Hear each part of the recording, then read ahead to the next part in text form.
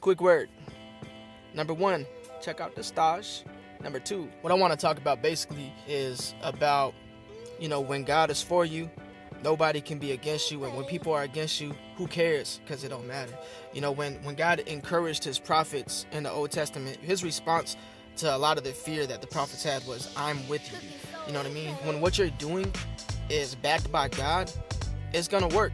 And nobody can come in between you and God and what God wants to do. As long as you're with him, as long as what you're doing is what you're called to do. That's why it's important for us to be able to hear what God wants us to do. Take time in prayer in the quiet place where we can hear him clearly, shutting off all the noise and everything to be able to hear him clearly.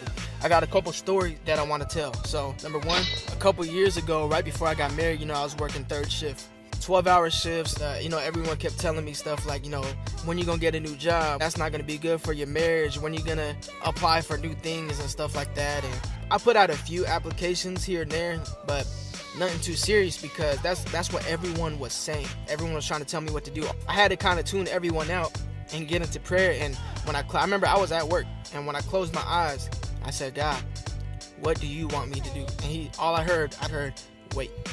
That's all I heard. And I kept hearing, wait, every time. And I'm like, for what? What am I waiting for? I had no idea. Oftentimes we'll feel like God wants us to do something. We don't even know what it's for because we don't have the whole picture. You know what I mean? He just leads us step by step. That's why it takes faith to really walk it out. He may give you a step at a time. It doesn't mean he's going to tell you every single detail. So what happened was I waited. Now check this out. I keep waiting. Now we're coming real close on the wedding.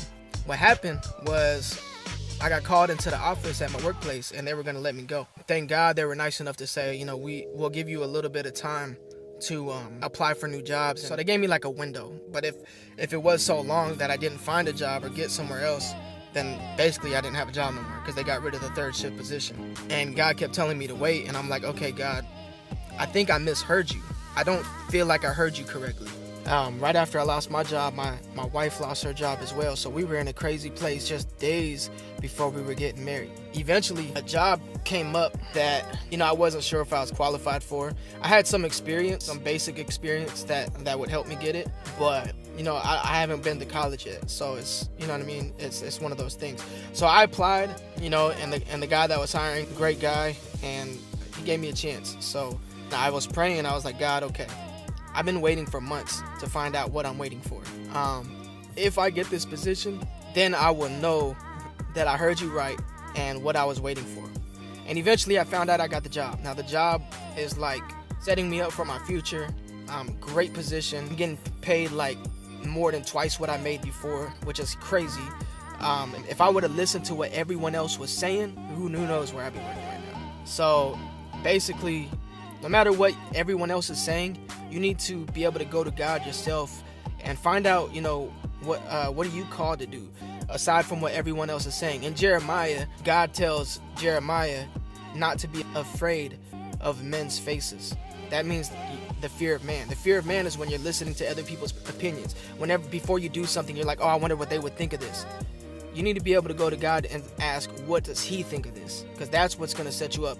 Now, what I found out, I literally had just the right amount of experience to get this position, basically. Like, if I would have left before that and tried to apply, there's no way I would have got the job. Because those extra few months or whatever is like, okay, you have this basic amount of years, basic experience where you can get your foot in the door. But if I would have left early and tried to do it, first of all, I had no connection anymore to the ministry. And then also the amount of time needed for basic experience. But since I waited for those extra few months, I was able to get this position.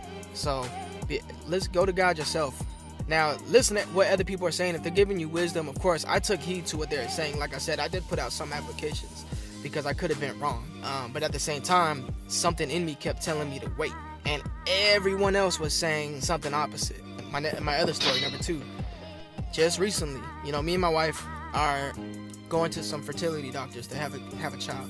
Right now, everything's looking great. Now, we've already known what we want to name our kid.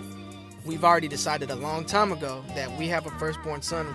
We're going to name our son Emmanuel, which means God with us. God is with us. We just found out less than a week ago that the doctors we've been seeing and the whole medical group we've been seeing, their medical group is called Emmanuel Medical Group. That's crazy. Now, we've had people say, oh, you guys don't have faith because you go to the doctors. Like, everyone has an opinion.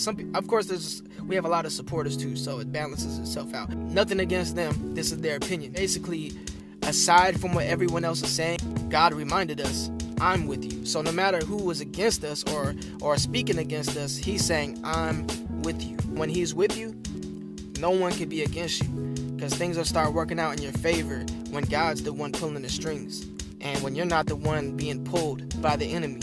All right, be blessed. Love you guys.